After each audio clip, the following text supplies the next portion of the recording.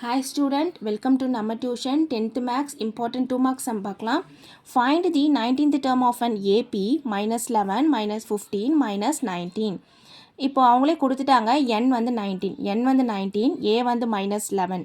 d கண்டுபிடிக்கலாமா? d ஓட formula என்ன? t2 minus t1. இது t1, இது t2. அப்போ t2 minus t1 னா minus 15 minus into minus 11. இங்கே எழுதியிருக்கேன் பாருங்கள். இப்போ மைனஸ் இன்ட்டு மைனஸ் ப்ளஸ் இந்த 11 அப்படியே போட்டிருக்கேன். இதை மைனஸ் பண்ணால் நம்மளுக்கு டியோட ஆன்சர் என்னது? -4. இப்போ ஃபார்முலா என்ன? tn equal to a plus n minus 1 into d. இந்த ஃபார்முலாலாம் நல்லா படிச்சுக்கோங்க. கொஞ்சம் மாற்றி எழுதுனா கூட ஆன்சர் வராது.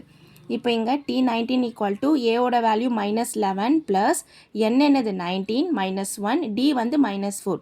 இந்த வேல்யூஸை நான் இங்கே சப்ஸ்டியூட் பண்ணியிருக்கேன். நெக்ஸ்ட் ஸ்டெப்பில் -11 ப்ளஸ் 19 -1 18. இந்த -4 அப்படியே போட்டிருக்கேன். நெக்ஸ்ட் ஸ்டெப்பில் என்ன பண்ணோம்? இந்த 18யும் இந்த 4யும் மல்டிப்ளை பண்ணியிருக்கேன். 18 இன்ட்டு -4 -72. அப்போ மைனஸ் இருந்தால் என்ன பண்ணணும்? ப்ளஸ் பண்ணிவிட்டு மைனஸ் சைன் போடணும்.